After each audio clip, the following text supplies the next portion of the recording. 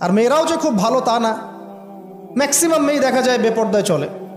ওরা পছন্দ করে কেউ ওদেরকে প্রিজিং করুক, কেউ একটু ওকে লাভ লেটার দিক, কেউ টিকটক একটু নক করুক, কেউ মেসেঞ্জারে নক করুক। অনেক মেয়েরা তো অনেক বদ এখন।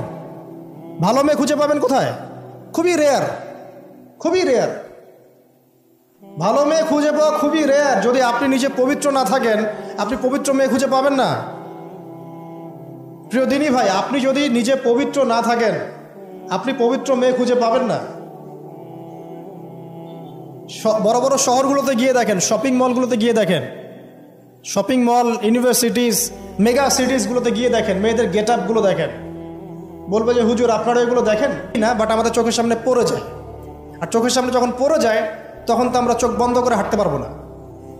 মনে করেন আমি কার ড্রাইভ করছি, আমি চোখ বন্ধ করে ড্রাইভ করবো? সামনে কেউ পড়ে গেলে বলবেন হুজুর আপনার দৃষ্টি খারাপ। কি ফাইজলামি শুরু করছে একটা। ডানে বামে চারপাশে যখন মেয়েরা এভাবে নগ্ন হয়ে ঘুরবে, আমি কি চোখ বন্ধ করে আকাশের দিকে তাকায় গাড়ি চালাবো? না আকাশের দিকে তাকায় হাঁটবেন, নাকি মাটির তলে তাকায় হাঁটবেন? কি করবেন? তো এগুলো হচ্ছে এক প্রকার এক শ্রেণীর বুদ্ধি প্রতিবন্ধী আছে, নাস্তিকতায় বিশ্বাসী, এদের খোরা যুক্তি এগুলা।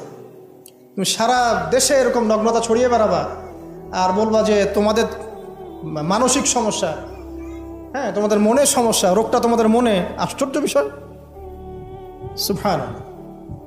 তো যেটা বলছিলাম ভাই, এগুলোর কারণটার দিকে আসেন। মূল কারণটা কিন্তু এইগুলা, ফ্রি মিক্সিং।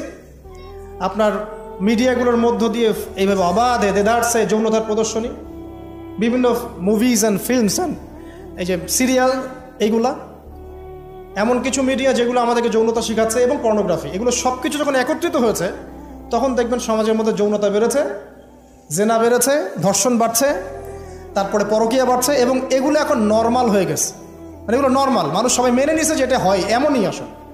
ধর্ষণ দিনে 4-5টা হয়, হ্যাঁ রেপ এটা হতেই পারে, জেনা ছেলে মেয়ে একটা আপোষের সম্মতিতে প্রেম করছে, জেনা করছে, এটা সমস্যার কিছু নাই, এটা বাক স্বাধীনতা, এটা মানুষ মনে করে এখন।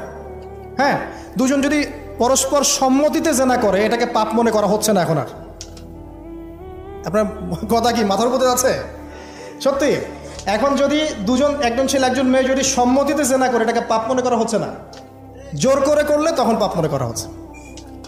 এবং দেখা যায় অনেক পরিবার, আপনি জরিপ করে দেখেন, ম্যাক্সিমাম পরিবারে এখন পরকীয়া ঢুকে গেছে। স্বামীকে নিয়ে স্ত্রী সন্তুষ্ট না, স্ত্রীকে নিয়ে স্বামী সন্তুষ্ট না, চলছে। আবার যদি কেউ অনেস্টলি একাধিক বিয়ের দিকে যায় তখন তাকে আবার সমাজের দিকে খারাপ চোখে দেখা হচ্ছে। দেখা যাবে একটা স্ত্রী আছে বাসায়, কিন্তু বাইরে 10টা মেয়ের সাথে টাঙ্কি মেরে বেড়ায়, কোনো সমস্যা নাই। 10টা মেয়ের সাথে জেনা করে বেড়ায়, কোনো সমস্যা নাই।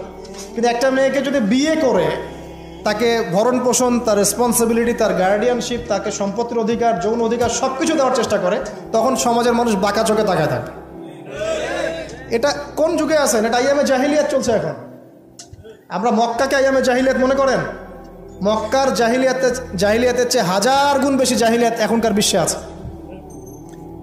কেউ চ্যালেঞ্জ করলে আমার সাথে ডিবেট করতে বলেন, আমি প্রমাণ করে দিব যে মক্কার জাহিলিয়াতের চাইতে 1000 গুণ বেশি জাহিলিয়াত এই যুগে আছে। তবে শর্ত হচ্ছে এই জাহিলিয়াত প্রমাণ করতে হবে শুধু কোরআন এবং হাদিসের চোখ দিয়ে, অন্য কোনো চোখ দিয়ে চলবে না। তো এই সব কিছুর উপরে আবার একটা বিষয় আছে, সেটা হলো সবসময় আইনের সুশাসন নিশ্চিত হচ্ছে না। সব ধর্ষকের বিচার হচ্ছে না, সব জেনাকারীর বিচার হচ্ছে না, মাদকদ্রব্য সবার বিচার হচ্ছে না। আর বিচার হলে আইনের ফাঁকফোকর দিয়ে বেরিয়ে যাচ্ছে। আর সিস্টেম করা আছে, ওখানে একটু খাওয়াবেন, তার নিচে একটু খাওয়াবেন, তারপর এখানে একটু খাওয়াবেন, আস্তে আস্তে সব খুলে যাবে। আর এগুলো আমরা মেনে নর্মাল, এমনই সিস্টেম আমরা সবাই মেনেই